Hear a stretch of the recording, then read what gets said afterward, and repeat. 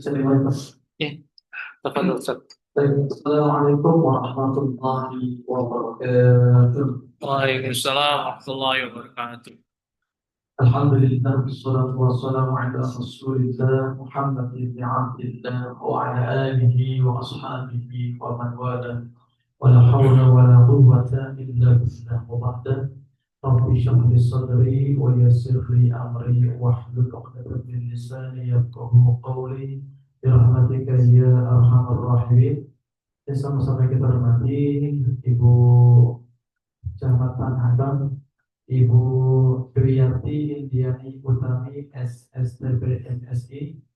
Yang sama-sama kita hormati Ibu Sekcam Tanah Abang, Ibu Flora Magdalena, Ketua DKM Musalla Abdul Aziz, Bapak Muhammad Riyadi SSTB, dan juga Dr. Darmawan, seluruh jamaah bapak-bapak, ibu-ibu kajian zuhur Musalla Abdul Aziz, Kecamatan Tanah Abang. Saya doakan semoga semuanya panjang umur, amin, sehat walafiat, sehat pikirannya, sehat kantongnya, sehat dompetnya, cepat keluar THR-nya. Amin dong. Amin ya rabbal alamin. Syukur-syukur dapat tambahan dari bosnya. Amin. Amin. Puji dan syukur pada senantiasa kita panjatkan kehadirat Allah. Teriring salawat serta salam kita kepada Nabi kita Muhammad sallallahu alaihi wasallam, keluarga, sahabat serta pengikut beliau hingga akhir zaman. Bapak Ibu yang dirahmati Allah, alhamdulillah bulan Ramadan ini berbeda dengan bulan-bulan lain. Kalau bulan lain orang-orang nampaknya enggan untuk masuk ke masjid, musola, tapi di bulan Ramadan orang berlomba-lomba duluan masuk masjid, masuk musola, terutama zuhur. Mau ngapain? Mau ngapain? Ibadah.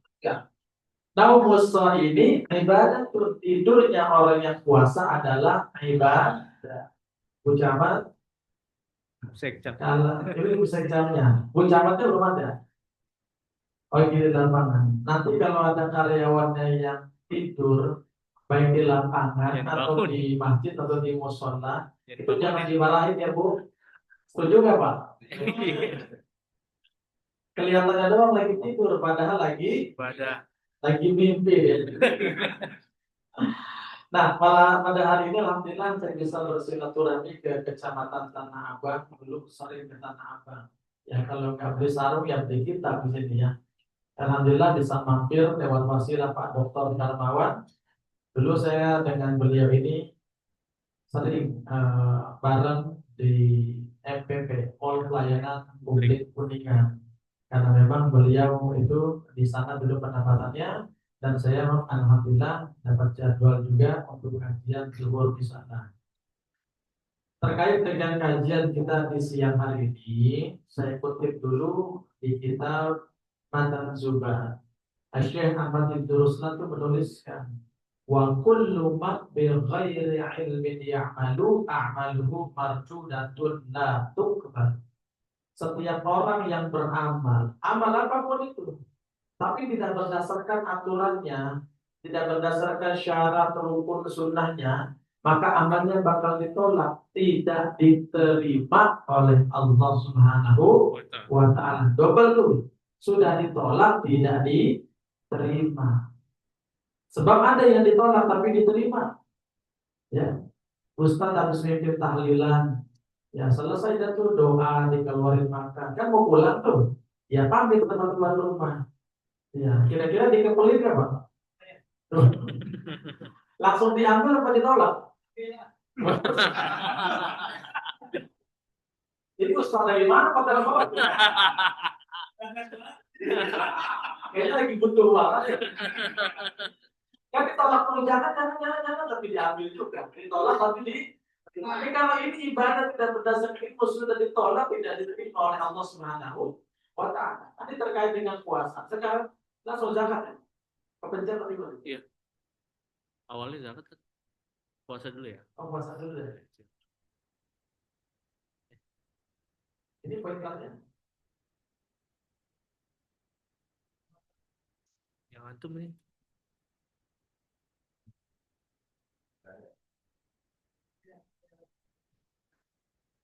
Langsung zakat atau puasa dulu nih?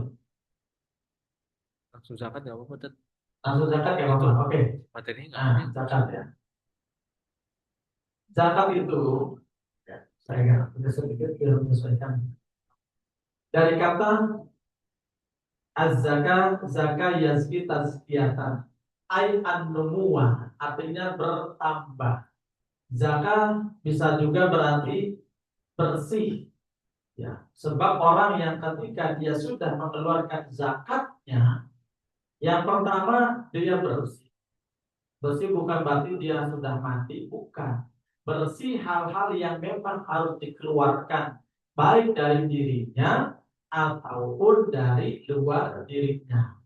Yang kedua, an-numuwah, bertambah. Orang ketika sudah mengeluarkan zakat, maka nanti bakal bertambah. Bertambah apanya? Bertambah lagi hartanya, bertambah lagi, bertambah.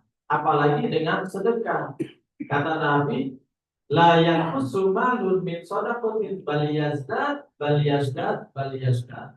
Siapa saja itu yang bersedekah, itu hartanya nggak bakal berkurang, bahkan bertambah lagi, bertambah lagi, bertambah lagi. Pak, kalau kita bulan puasa itu sering ngasih sedekah kepada teman kita, gak usah banyak-banyak, ngasih es teh manis. Kalau lagi buka puasa, jangan lanjut zohor ngasihnya, ya menjelang maghrib. Besok bakal nambah lagi, nambah lagi, nambah lagi. Itu sudah janji Allah Subhanahu wa Ta'ala. Kemudian zakat, itu secara garis besarnya hanya dua. Zakat diri dan zakat yang di luar diri kita. Zakat diri kita ialah disebut zakat fitrah. Adapun zakat yang di luar diri kita disebut zakat mal.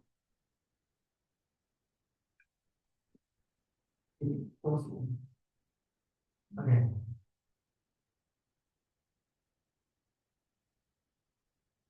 Pengertiannya dari zakat.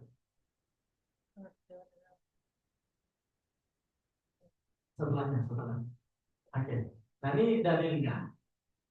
Khud min amwalihim tutahhiruhum wa tuzakkihim biha. Ambillah. Di sini ada perintah. Khud ini fil amr. Al-amru yadullu alal wujub.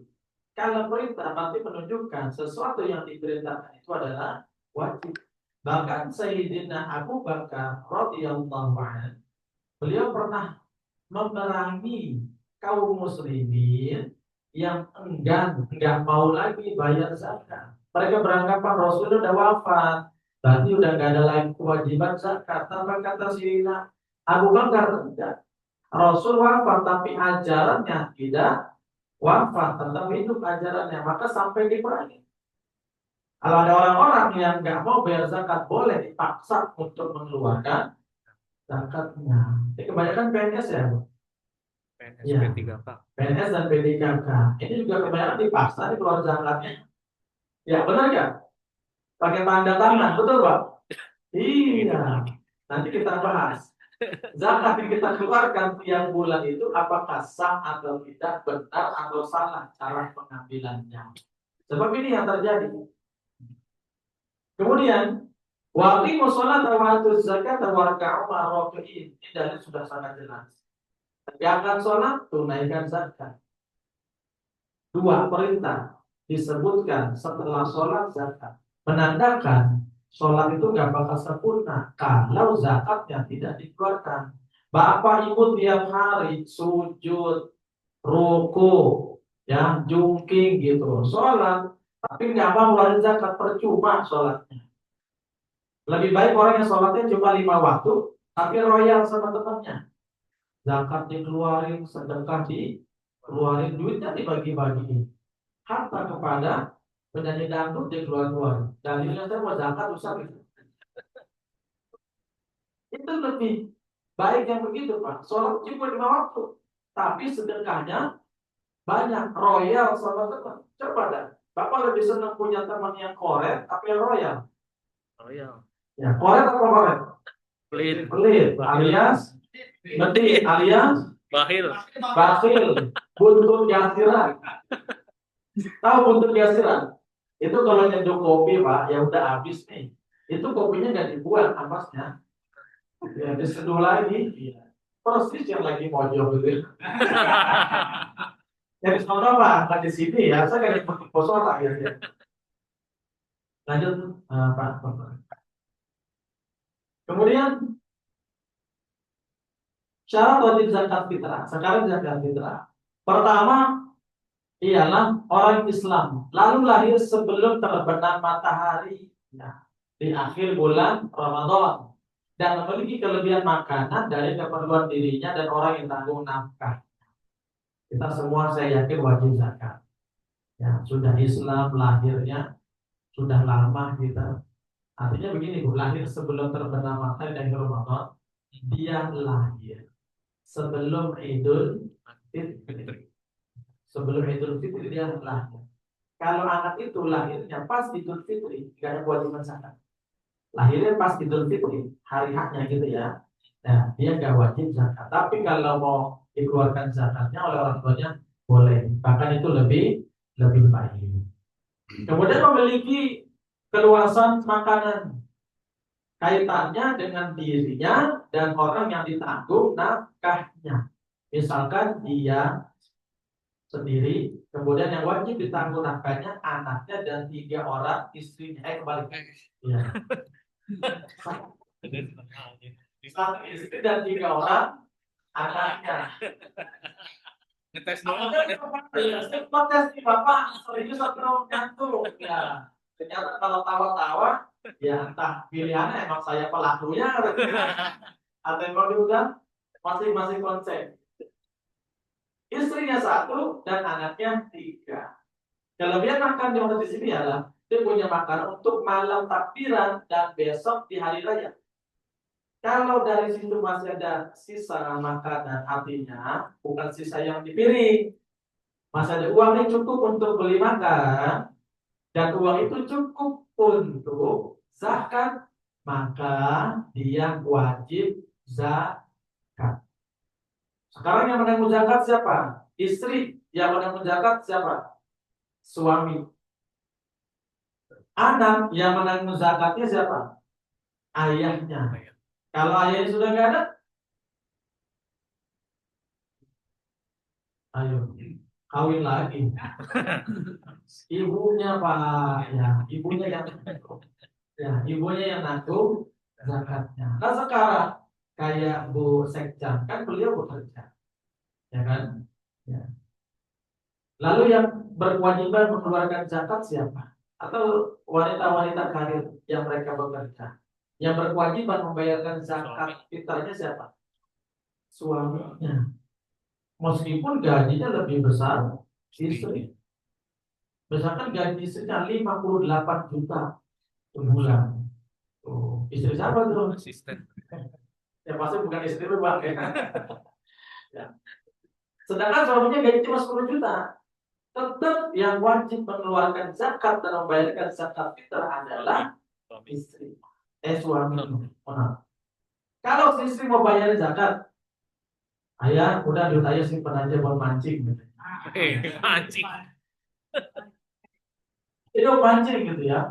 Udah pada di rumah Bu, kalau ngeliatin istri, mulutnya udah kayak pantat bebek gitu ya. Monyong mulutnya. Belum dikasih duit, monyong. Belum dikasih jatah ini, monyong lagi. Udah mendingan kasih pelampung ya Bang. Iya, warnanya enak kan pelampung ya. Ada hijau, merah, kuning. Atasnya hitam dan dikit. Kalau goyang-goyang tuh enak gak? Makanya ibu-ibu kalau pengen disenangi suami sekali-kali pakai baju atasnya warna hitam, merah, hijau, kuning, joget-joget. Paling harusnya digentang sama suaminya. Lanjut ya. Kalau si istri mau bayarin zakat bukan hanya untuk suaminya, untuk seluruh anggota keluarganya, boleh nggak? Boleh. Cuma dengan catatan dia harus izin dulu ke suaminya. Kalau suaminya mengizinkan, maka boleh. Dia bilang gini, apa? Ayah, udah nanti zakat fitrah, zakat mal, mama yang bayar. Kan THR mama gitu, mama yang bayarin semua. Kata suaminya, ini dia yang gua tunggu ya. Boleh. Tapi kalau suaminya bilang, jangan, ayah kan kepala rumah tangga. Tetap ayah yang bayarin semuanya. Itu baru suami yang hebat. Tapi kayaknya nggak ada tampang-tampangnya di sini, Bang. Kalau istrinya mau bayar, kira-kira jawaban bapak-bapak gimana? Itu jadi agak lama, ya. Terus, ya. Yang kedua zakat mal, zakat yang di luar diri kita. Kemudian, lanjut tadi Pak. Zakat fitrah Pak. Nah, zakat fitrah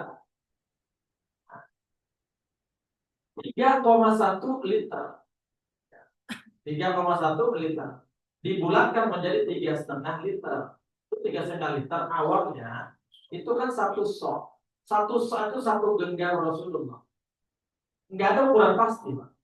Ya, nggak ada ukuran pasti. Kalau misalkan berbeda di negara ini satu sok 3,5 liter, sedangkan di negara Malaysia, di Singapura, di Yaman kok berbeda. Ini namanya satu genggam. Ya, saya waktu ikut pelatihan zakat itu dengan Habib Ahmad bin Jiddah. Ya. Beliau menunjukkan ada ukuran satu sok. Ya.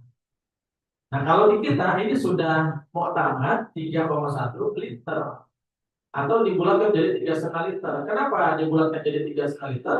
Khawatir kalau beli 3,1 liter itu orang bingung. Ya, pedagang juga bingung, Bu, beli beras dong berapa? 3,1 liter. Ribet gak? Iya, 3,5 liter. Itu pun kata pendapat ulama yang lain lebih baik dibulatkan lagi menjadi 4 liter. Khawatir kalau dalam penimbangannya terjadi kekurangan dan lebih baik lebih dibanding kurang. 4 liter Pak. Kalau kita ada keluasan rezeki belinya 4 liter dan berasnya yang terbaik kalau bisa. Minimal yang biasa kita konsumsi setiap harinya. Lalu wajib dengan kutul bilad, makanan pokok negeri kita. Kita makanan pokoknya apa? Nasi. Ada yang makan beras di sini. Nasi. Makanan pokok kita apa? Nasi dari apa? Beras. Dari beras. Berarti yang wajib kita keluarkan ialah beras, bukan nasinya. 3,5 liter atau 4 liter. Nah sekarang kalau zakat fitrah pakai uang. Ya, bagaimana kalau mengeluarkan zakat fitrah menggunakan uang?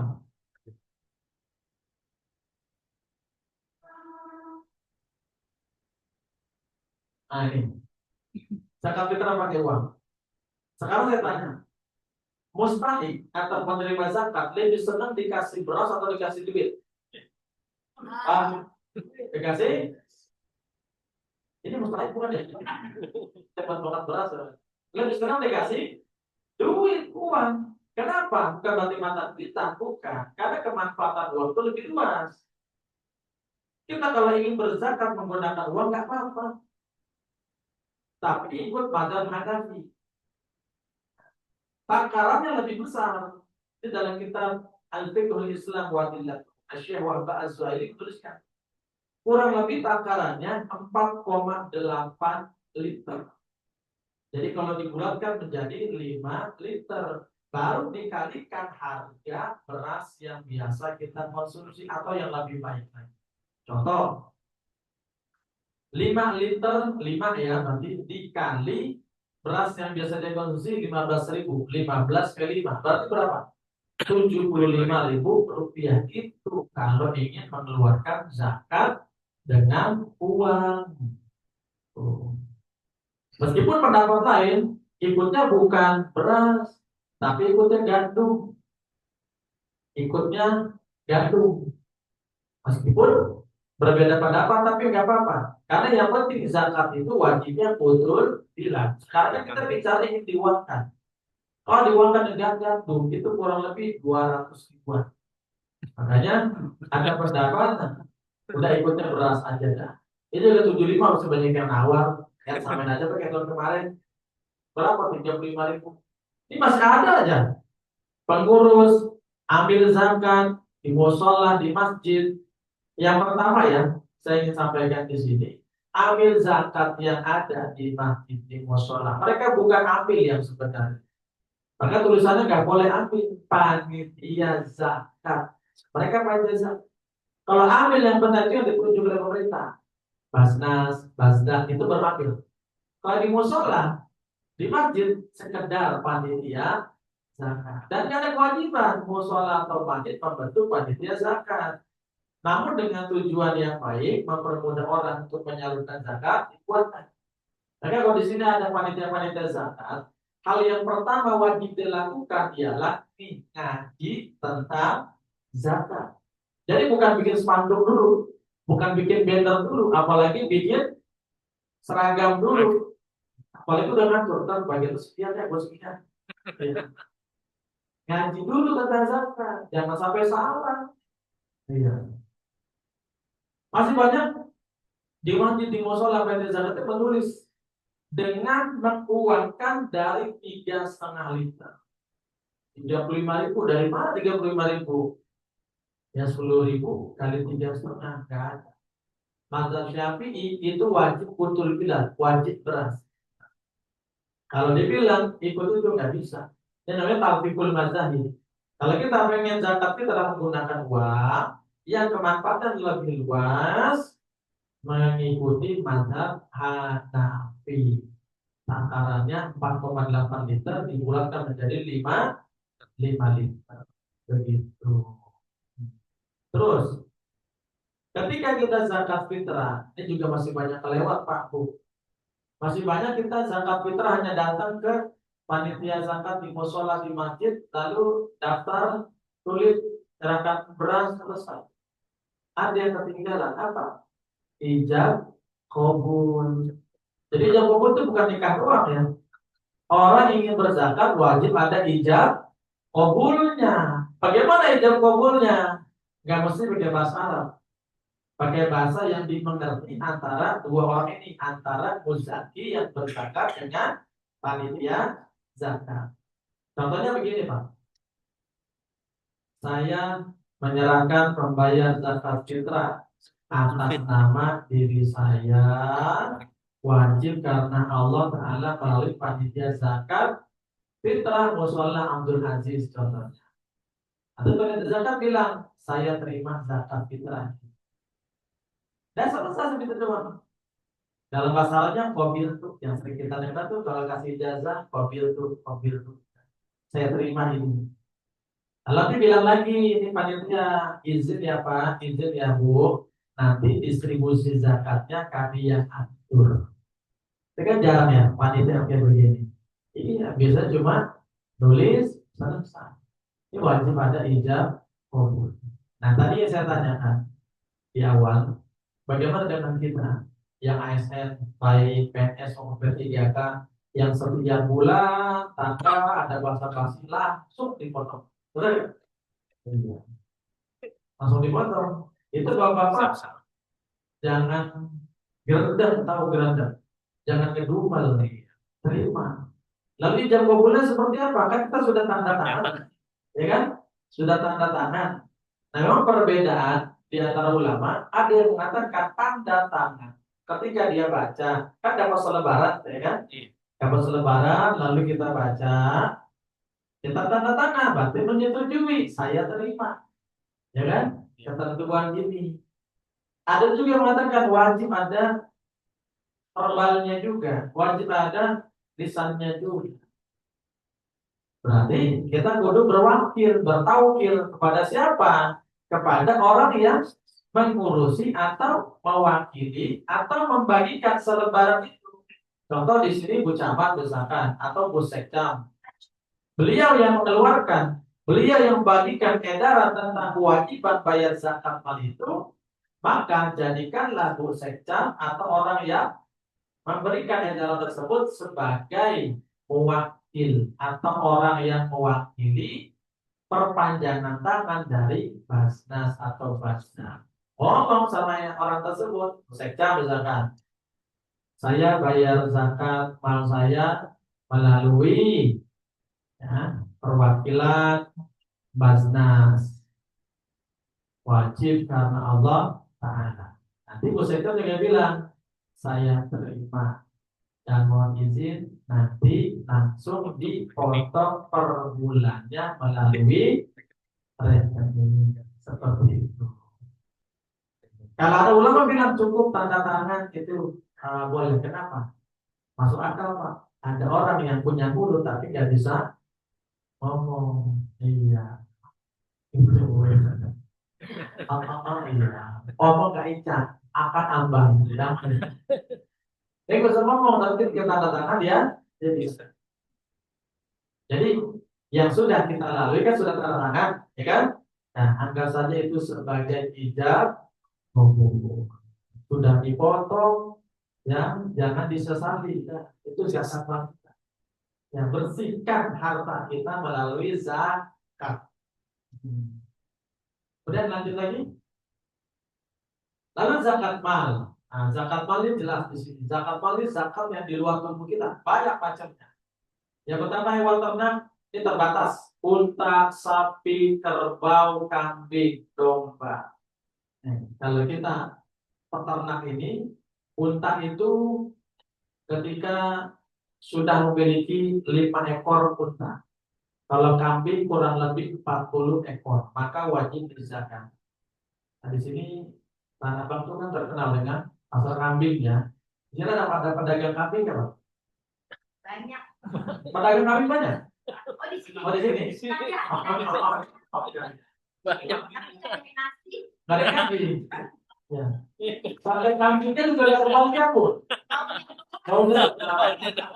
Itu pasti dikasih baunya. Oh begitu ya. Besok ajarin tuh ya, suruh wajib zakat gitu. Tapi dia nggak ada zakatnya, zakat perdagangan. Kalau yang memang dagangnya hanya setahun sekali. Kalau ini peternak, ya bukan pedagang. Lalu biji-bijian, ya ada kurma, gandum, anggur, padi. Kalau bapak di rumah itu nanamnya melon. Kan sekarang lagi musim nih nanam anggur. Udah ganti lagi nanam melon gitu. Banyak buahnya. Nah, ketika sudah mencapai nisabnya, maka wajib dizakati. Emas dan perak. Nah, nih. Saya doakan semoga semuanya jadi orang kaya semua sini. Amin. Emas, perak wajib dizakati. Berapa zakatnya? Kurang lebih 85 sampai 90 gram. Kita ambil yang mana? Ambil yang kecil. Ketika ibu sudah punya emas 85 gram dan sudah mencapai 1 tahun alias haul, dan itu milik sendiri, bukan milik berdua dengan suami, bukan milik berdua dengan saudari, maka ketika sudah mencapai hal-hal tersebut syaratnya milkunta milik sendiri. Lalu nisab sudah mencapai batasan minimal nisab ya, tadi 85 gram. Lalu kemudian haul sudah mencapai 1 tahun, maka wajib dizakat.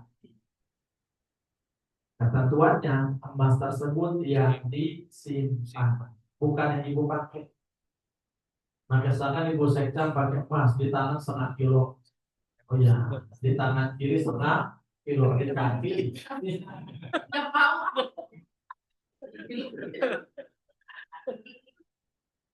Kalau dipakai semua maka nggak wajib dizakat. Oh, Ustaz, sekarang saya punya emas tapi saya jarang-jarang pakainya. Saya pakainya itu kalau kondangan, saya pakainya itu kalau acara arisan, saya pakainya itu hari-hari tertentu, lebaran dan lain sebagainya. Emas saya banyak Ustaz, ada 200 gram, wajib dizakati atau enggak? Sekarang kita lihat lebih besar mana waktu pemakaian dengan waktu penyimpanan. Setahun kan 365 hari. Misalkan dalam setahun dia menggunakan lebaran sehari, dia pakai, atau seminggu lah dia pakai itu lebaran 7 hari. Kondangan dalam setahun dihitung dia ada 20 hari. baru 27 hari. Arisan 10 hari, 37 hari. Berarti lebih besar mana? Disimpan atau dipakai? Disimpan, maka wajib di zakat. Gitu. Ya. Terus cara zakatnya gimana? Diukur, ditakar harga emas yang berlaku saat itu, lalu dikalikan dengan emas yang dia miliki dikali 2,5%. Emas sekarang berapa Bu Wajib? 3 juta Iya, per gram. 3 Emas juta. berapa karat itu? Lupa, 3 juta. LM. Bapak pasti nggak tahu kan harga emas? Bapak-bapak nggak tahu kalau itu.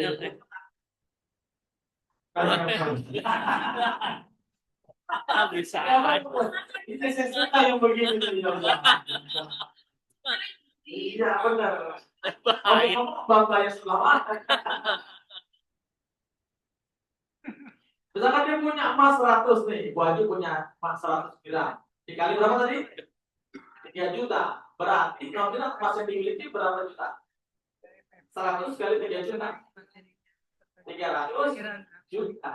Berarti itu nilai harta yang dimiliki. Baru dikalikan 2,5%. 3 kali 2,5 berapa?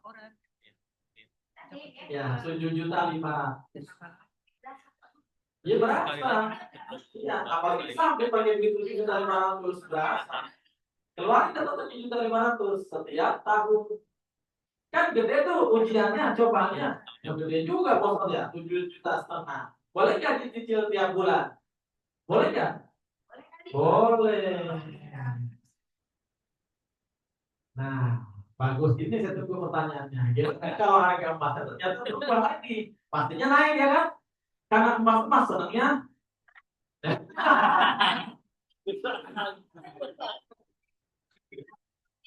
Ya, emas tentunya naik.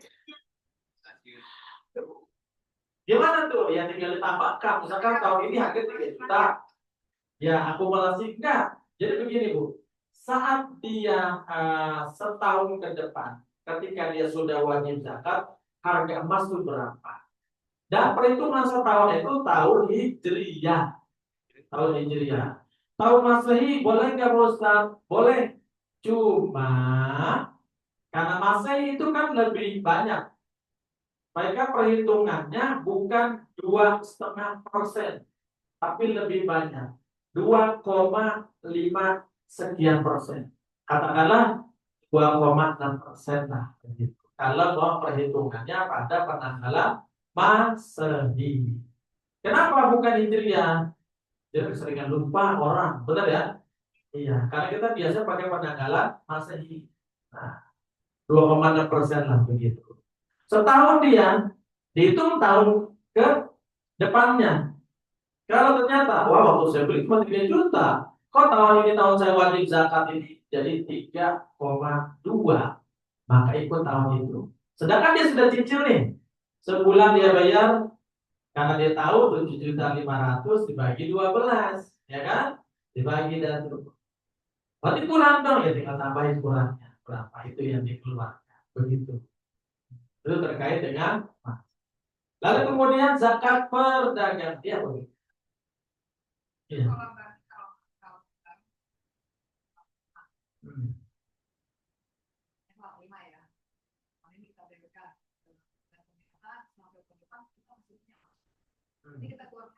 Iya, keluarkan terus. Keluarkan lagi. Iya. Berarti saya keluar duit dulu dong tiap tahun. Ya itu konsekuensinya. Iya Bu. Mas yang disimpan. Iya. Nah, kalau mas yang dipakai nggak kena zakat. Berdua anak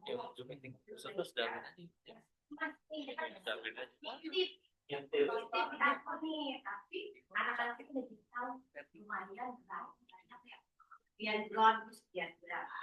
Nah terus ceritanya nih ada niat jelek, aku jual juga nih gitu. Kalau nggak dijual yang bayar zakat siapa? Saya situ kenapa? Kan masa ya? Gimana? Pertanyaan pertama, akadnya apa mertua kasih ibu? Yang ya. Nggak tahu lah, meninggal aja. Iya. Ya mama, ya tempat sih itu. Tipe ya kalau kenapa meninggal ya. Taruh saya lupa nih nama itu mana saya ingat. Saya buat di kotak apa gitu. Tahu tahu deh ya. Buat rumah ini gimana kok jual aja kali enak. Saya ngomong tadi, Dot boleh nggak? Jangan dosa, jadi deh. Kalau bayar zakat itu bagaimana? Iya. Ibu itu yang pertama bukan milik ibu, Nah, masih milik berdua. Terus jatuhnya gimana? Jatuhnya itu warisan. Nah, ibu harus ngomong kepada keluarga berdua. akan diambil anak. Ya, Saya terkelit. terakhir saya.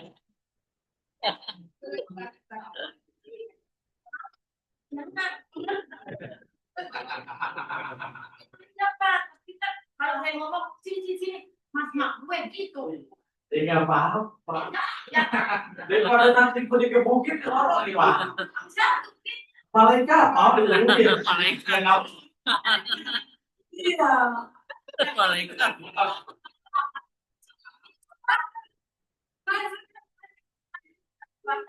ya mak.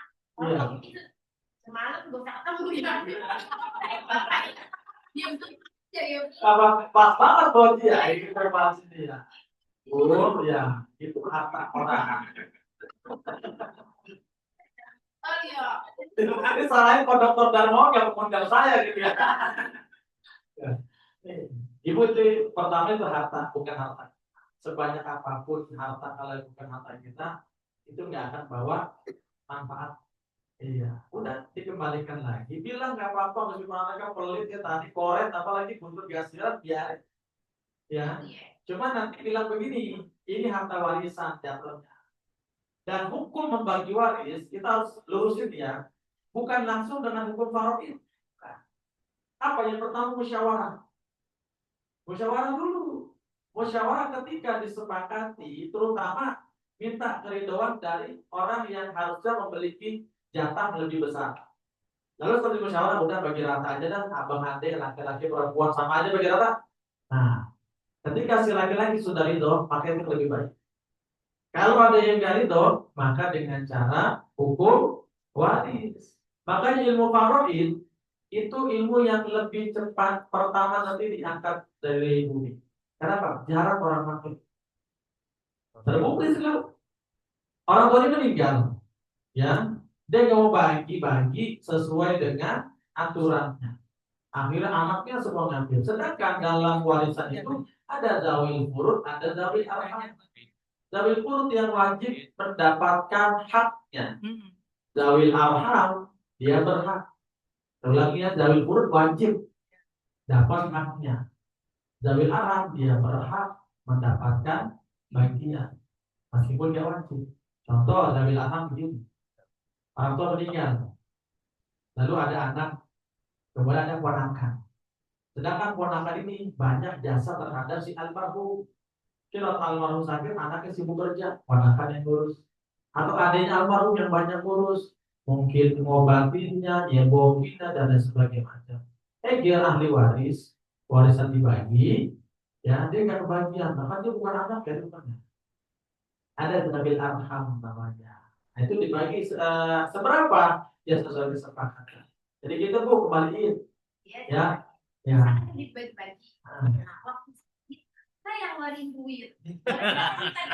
Boleh. Oh, boleh. Boleh. Ada kuitansi. Ya, itu catat tuh lah. Nih waktu bapak nih sakit, ibu. Oh iya. Waktu ibu sakit, biaya ke dokter ini sekian, biaya taksinya sekian, biaya ini sekian. Tuh, biaya ngantarnya sekian, catat. Iya, biar ibu nuntut boleh. Iya, boleh. Banyak dong. Ya kalau dikasih ntar ya. Ada salpok PP kalau nggak salah ya. Nggak apa ya, salpok PP ini mahal. Kasihnya berapa?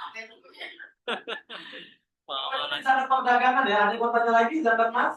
Nah, nih yang banyak lagi zakat perdagangan.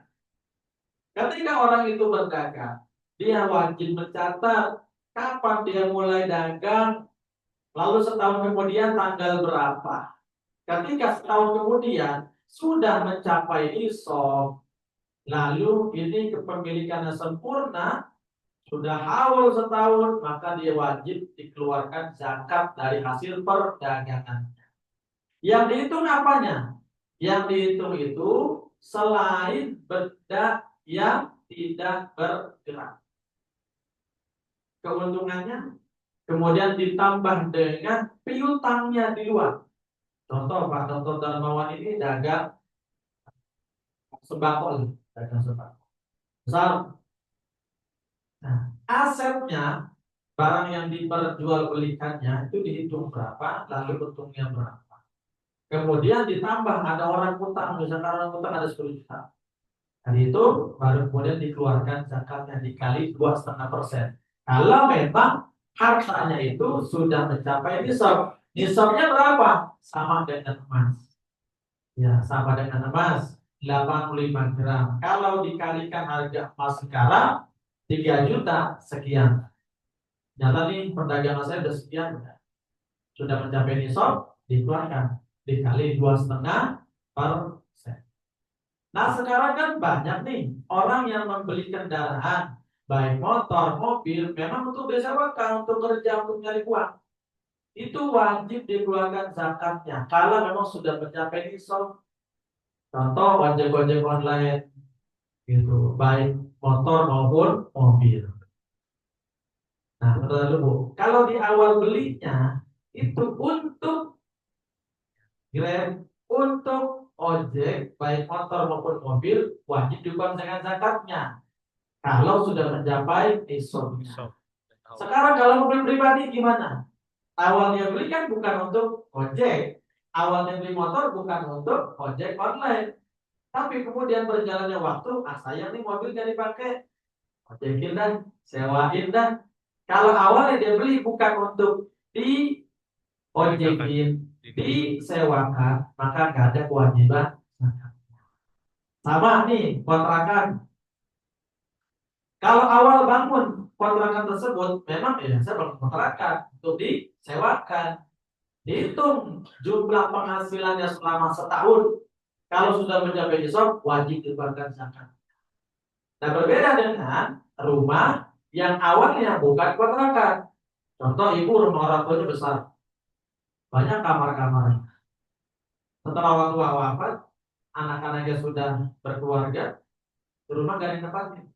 Akhirnya sepakatlah, udah gimana nih? Langsung bagi aja di mana? Ada yang usul, udah petak-petakin aja.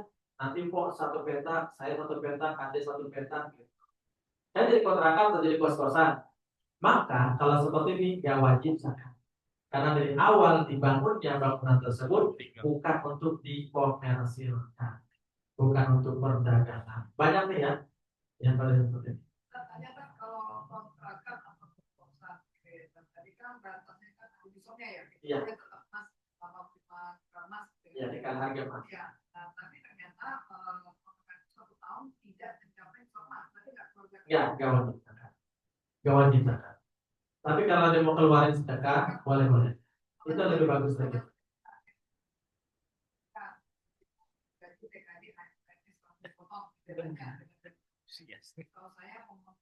Kalau saya pembangunan itu harusnya setelah dikeluarkan biaya makan, berhutang, bla bla bla, sisanya pun tetap berkeluarkan. Tapi ini benar, bukan biasanya. Zakat itu seharusnya. Nah itu maksudnya zakat profesi. Jadi harus mengartikan ini kan zakat profesi. Sedangkan kita tahunya zakat hanya 2, fitrah dan mal. Nah ini sebutkan akhirnya ini dengan bahasa ini kan zakat profesi. Nah itu maksudnya kemana kan? Maksudnya mal atau gimana kan? Ya bagus pertanyaan Bu. Logikanya harusnya setelah dipotong hutang, biaya hidup dan sebagainya baru dipotong bersama saya. Tapi kan ternyata kenyataannya tidak. Ya kita ikhlaskan saja gitu ya. Tapi boleh nggak di hati kita niatkan sudah berpengaruh zakat, sisanya kita sedekahkan. Kira-kira diberi kita. Ya sebenarnya jawaban dari pertanyaan Ibu sudah terjawab sendiri. Saya tambahkan saja ya. zakat profesi. Ini masih jadi perbedaan pendapat di antara ulama. Kalau ulama-ulama kontemporer biasa setuju ada zakat profesi. Di antara Profesor Dr. Yusuf Qaradawi. Beliau yang setuju dengan adanya zakat profesi. Kalau ulama-ulama mutaqaddimin terdahulu itu nggak bahas zakat profesi. Nah sekarang kan zaman tuh berkembang, berubah dengan begitu pesatnya. Kenapa sih harus ada zakat profesi? Nah, pemikiran ulama yang kontemporer, kalau nggak ada zakat profesi, hanya mengandalkan dua zakat tadi, zakat fitrah dan zakat mal yang hanya 5 tadi itu, sayang-sayang. Kemudian banyak orang yang punya kelebihan harta, tapi nggak mengeluarkan zakatnya, nggak mengeluarkan bagian dari hartanya. Di potensi bagi umat Islam yang miskin mendapatkan bagian dari orang yang kaya dari orang muslim yang lainnya. Makanya timbullah zakat profesi. Ya, kalau di Al-Quran belum ada. Cuma pengembangan zakat profesi ya tetap saja berdasarkan ayat tadi, khudz min amwalihim shadaqatan tutahhiruhum wa tuzakkihim biha. Kalau merujuk pada ayat ini masih masuk. Nah, begitu. Terus gimana? Benar yang gue bilang tadi. Sebenarnya diambilnya itu setelah dipotong biaya kehidupannya. Misalkan dia kontrak, ada hutang dan lain sebagainya. Nah itu setelah dipotong baru 2,5% depan. Nah tapi kita tidak, ya langsung aja, langsung habis sekian. Jawabannya betul yang dia bilang tadi. Itu udah paling bijak. Sudah kita niatkan itu zakat mal kita. Kalau ada kelebihannya, niatkan sedekah. Jangan lagi kita mungkin jangan lagi kita bahas apalagi tidak ikhlas. Sayang udah ambil aja. Kenapa? Ketika kita tidak ikhlas, nanti yang timbul ya zakat kita yang nggak terbayar, yang sudah kita keluarkan juga sia-sia. Tapi ketika ikhlas, itu Allah akan beri lagi lebih banyak lagi sesuai janji Nabi. La yanqusu malun min sadaqah. Harta nggak bakal berkurang dengan sedekah. Bal yazdad. Itu sudah terbukti kok. Orang yang rajin sedekah pasti bertambah lagi. Setelah zakat, sedekah tiap bulan, tiap tahun lagi besar tiap bulan. Tapi dia masih begini aja. Jangan salahkan peraturan zakatnya, jangan salahkan aturan sedekahnya. Tapi koreksi, selama ini saya menyikapi zakat seperti apa ya? Jawabannya di sini. Betul yang ibu bilang tadi. Sisanya udah ikhlasin aja untuk sedekah. Nah ini terakhir barang temuan ringkas. Misalkan Bapak nemu nih pulang malam lembur dari kecamatan. Ya, lagi berhenti ngangkat telepon dari istri, melihat ada kantong plastik. Pas dibuka isinya duit. Dihitung 5 miliar. Ya. Berarti aku belum ngantuk ya. Kalau urusan itu juga mau kalah perempuan. Sudah kita kurangin nominalnya.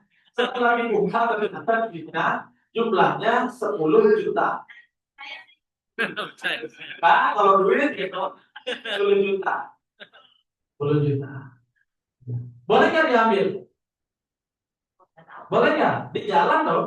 Di jalan. Boleh nggak? Boleh. Namanya lu kotor, barang temuan. Kalau kita nggak ambil, apa namanya? Lu kotor. Iya. Kan barang temuan, lu kotor dalam bahasa intinya. Kalau nggak diambil, apa namanya? Lu kotor memang. Diambil, keluarin zakatnya. Sedikit apapun tetap keluarin zakatnya. Berapa zakatnya? Dia lebih besar, 20%. Bukan 2,5%, 20%. Kok gede banget Pak Ustadz? Ya boleh nemu. Ya. Kalau 10 juta, berarti zakatnya berapa Pak Haji? Berapa? 2 juta. 2 juta bagi-bagi dan terus satpol PP terus ya kira gitu ya kan? Ada yang punya. Udah punya. Bingung udah tadi pagi. Ini bilang dulu satpol PP ya. Jadi begitu ya. Oke, langsung di port. Iya Bu. Kaitan sama warisan. Jadi pada saat ini kan kita kita juga masukin alur tiba-tiba terbit ya kan. Dan itu uangnya itu lebih jumlah yang harus bergerak. Lebih disol. Ya, tapi namanya ada kebutuhan akhirnya itu wajib langsung dikeluarkan 100% kah atau nunggu 1 tahun dulu? Ya, Kalau benar. yang kita dapat dari pasien ternyata waktu lebih daripada 85 gram itu harus kita langsung keluarkan 2,5% kah atau bisa kita gunakan dulu sisa kita gunakan. Yang pertama, kalau kita dapat warisan itu nggak ada zakatnya. Ya, jadi kalau kita mau keluarkan itu ya sedekah aja, langsung aja sama. Karena nggak ada zakat warisan itu nggak ada. Yang ada zakat perdagangan, zakat peternakan dan lain sebagainya. Ya.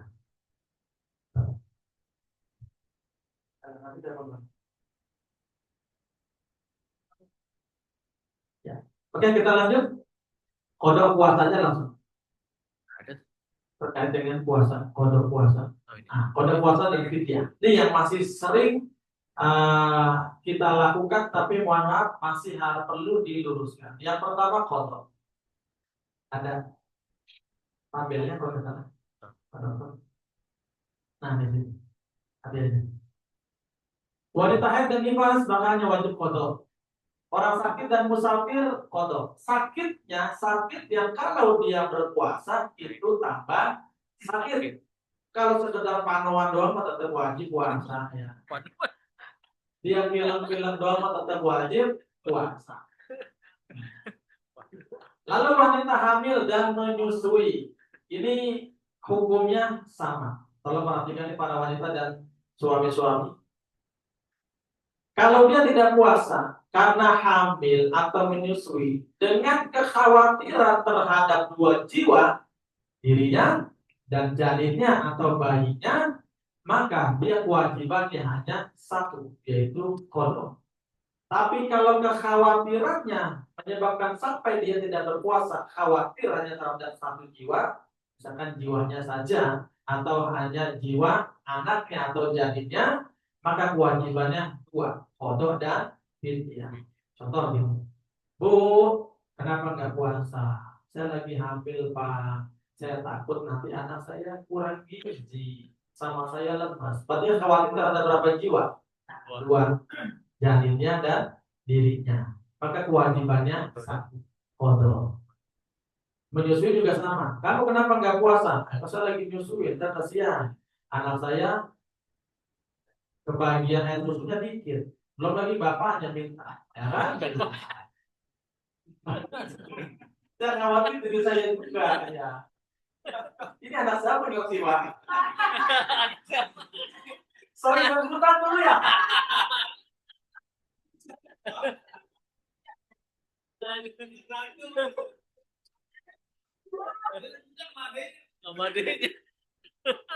Kalau khawatir terhadap 2 jiwa, maka kewajiban hanya 1, yaitu qada.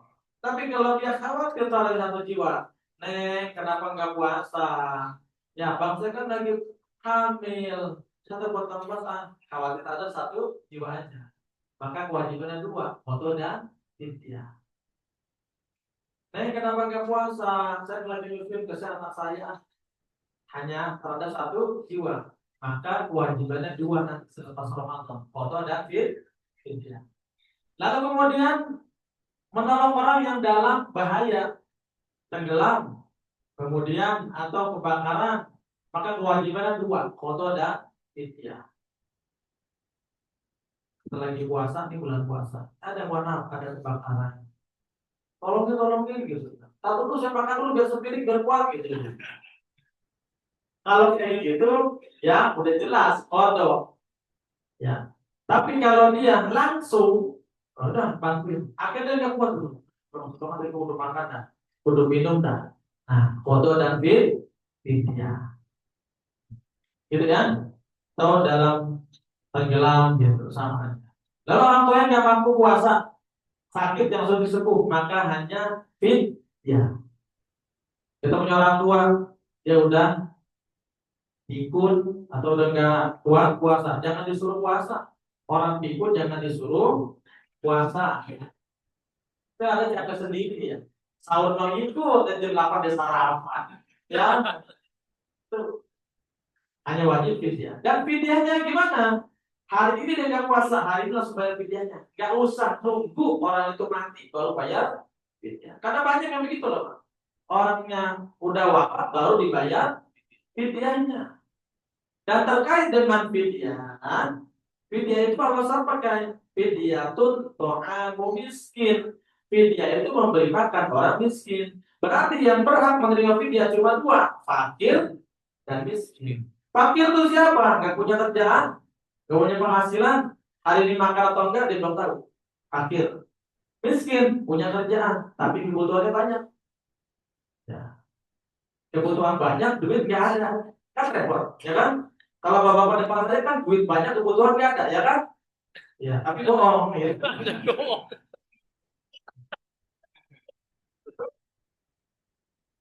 Kalau di kampung itu yang miskin hanya 2 orang, yang bayar fidyah 10 orang, maka yang berhak menerima cuma dia berdua. Bukan dibagi-bagikan ketika lagi nyolatin jenazah, bukan dibagi-bagikan ketika sedang tahlilan. Masih banyak yang membagikan fidyah itu ketika lagi tahlilan 7 hari, 40 hari. Ini berat apa nih? Berat fidyah. Kalau kita pada kondisi dibagi seperti itu, sedangkan kita bukan miskin, ambil nggak apa-apa. Nanti serahkan lagi ke orang miskin. Jangan yang lumayan ini. Iya. Jangan. Itu bukan hak kita. Gitu ya. Fidyah. Lalu fidyah itu gimana? Namanya fidyah makan. Ada makanan pokok, kan ada lauknya. Fidyah 1 mud. Fidyah nggak seperti zakat, lebih kecil. 1 mud. Kata-kata seliter. Kita yang ngasih fidyah. Orang itu untuk makan sehari semalam.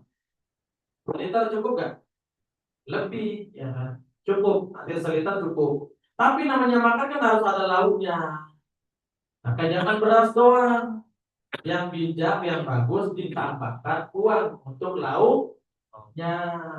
Kira-kira berapa sehari? Bocah cukup nggak? Bocah? Bocah mau makan tongseng, Pak, ya dia. Ya, 30.000 cukup nggak? Tongseng. 30.000 cukup ya? Ya, jika udah 30.000. Ini berasa seliter ditambah uangnya 30.000. Ya cukup gitu. Ya untuk makan sehari semalam, hitungnya sehari, bukan sama keluarganya. Nah, jadi begini. Kemudian dalam fidyah juga ada ijab qabulnya. Jadi nyerahin tuh beras, ya nggak mesti dipegang, pokoknya ada serah terima, sertijabnya. Ya ada serah terima berasnya, sertiras jadinya, serah terima beras.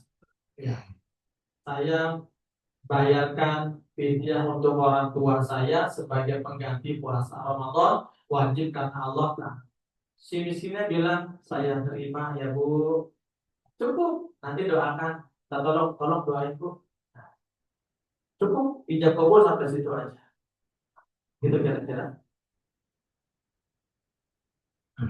Lalu anak kecil yang belum balik, orang gila, maka nggak wajib kodok dan fidyah. Nah, ini nomor berapa nih? 9. Orang yang berjima di siang hari, kodok dan kafarat puasa membebaskan budak yang pertama.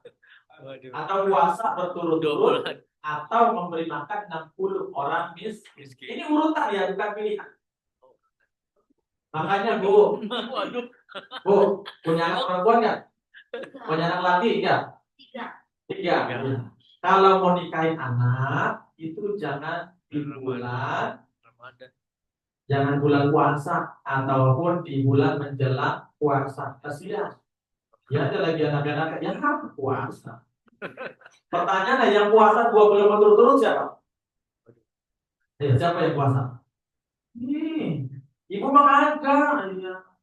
Kan gara-gara meskipun gara-gara bininya, tetap aja yang kena. Hukumannya siapa? Suaminya. Kenapa? Kok istri saya enggak? Istri mah ada halangannya. Ya, ada headnya. Ketika yang puasa ialah suami. Nah, tuh. Meskipun yang ada pilihnya abang. Gitu. Tapi nggak pernah ngomongin gitu. Gara-gara lu nih yang buat apa gitu ya.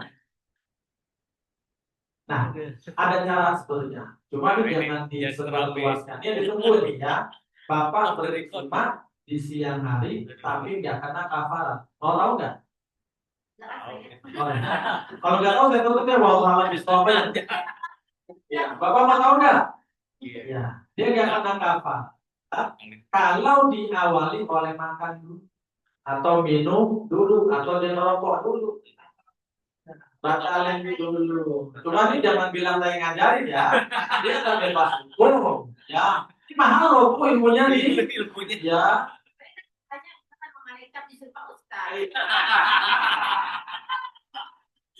Tapi tanya, pernah nggak nyuruh? Nah, aku mau ke nyuruh dia aja kreatif.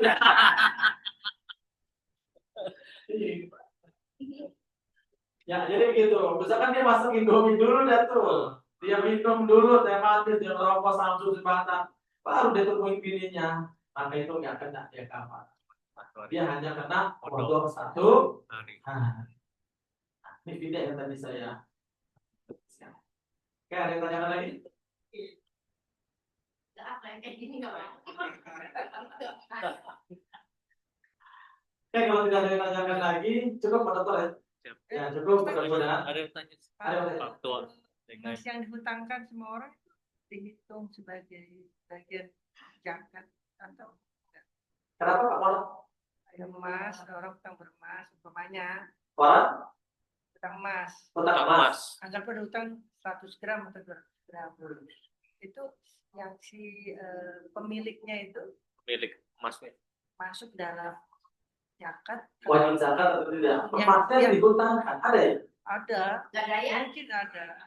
Kan tadi saya bilang, milkutna kepemilikannya sempurna, bukan sedang digadaikan, bukan sedang dipinjamkan, bukan sedang jadi jaminan.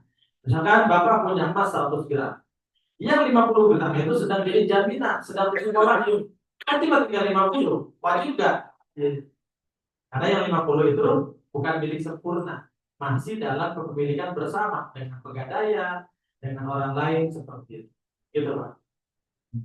Jadi milik utama itu milik sempurna, dalam kekuasaannya. dalam kekuasaan sendiri, bukan sedang dalam pegadaian, bukan sedang dalam jaminan. Saat fisik. Ada lagi? Kalau tidak ada cukup gitu ya. Kita tutup dengan doa. Semoga yang kita bahas, kita kaji di siang hari ini bermanfaat. Mohon maaf jika ada salah dan khilaf. Wallahu a'lam bishawab. Shallallahul alaihi wasallam. Ya karim. Bismillahirrahmanirrahim. Alhamdulillahirabbil alamin. Allahumma shalli wa sallim ala sayyidina Muhammadin wa ala alihi wa sahbihi ajma'in. اللهم انفعنا بما علمتنا وعلمنا ما ينفعنا وزدنا علما نافعا ربنا اغفر لنا ولوالدينا وارحمهم كما ربونا صغارا ولجميع مشايخنا واساتذه اهل بيتنا وطلبتنا وطالبتنا ولجميع المسلمين والمسلمات والمؤمنين والمؤمنات الاحياء منهم والاموات ربنا اتنا في الدنيا حسنه وفي الاخره حسنه وقنا عذاب النار وصلى الله على سيدنا محمد وعلى اله وسلم والحمد لله رب العالمين. Lebih dan kurangnya mohon dimaafkan. Assalamualaikum warahmatullahi wabarakatuh. Waalaikumsalam.